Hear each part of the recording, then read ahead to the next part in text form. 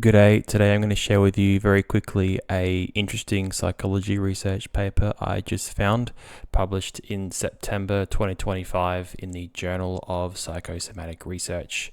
This research paper is analyzing personality nuances, but we'll just simplify it a little bit and just say personality traits and their association to mortality risk, which means I think you can imagine what it means. I don't want to say the word just in case YouTube blacklists this video for saying certain words.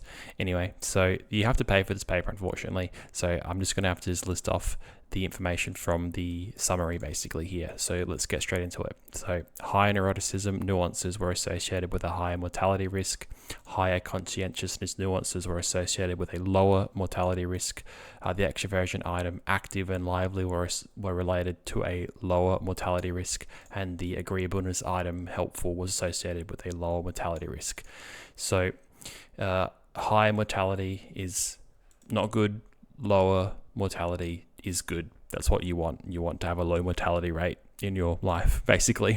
So neuroticism nuances refer to things like negative emotions like anger, anxiety, depression.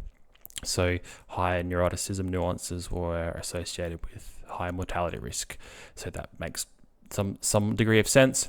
Higher conscientiousness. So conscientiousness, well, to be high in conscientiousness, this refers to somebody who's organized and structured and goal directed in their life. So of course, if you're organized and structured and goal directed in your life, logically that makes somewhat of a degree of sense to have a lower mortality risk.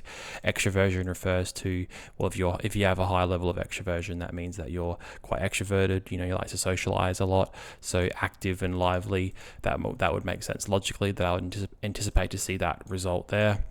And then agreeableness refers to how cooperative, well, if you're high in agreeableness, that refers to how sort of cooperative and friendly you are in the context of group interactions. So that, once again, if you're helpful, I could logically see how that would be associated with a lowered mortality risk. So yeah, interesting paper. I thought there's more excerpts down here that people can read if they really want to get more into it. But most of it is locked off behind a paywall. So I'm not at a university anymore, so I can't access it through my organization. But here's the name of the paper if people want to read additional excerpts. But yeah, interesting findings from this recent study. So thank you for watching and subscribe for more.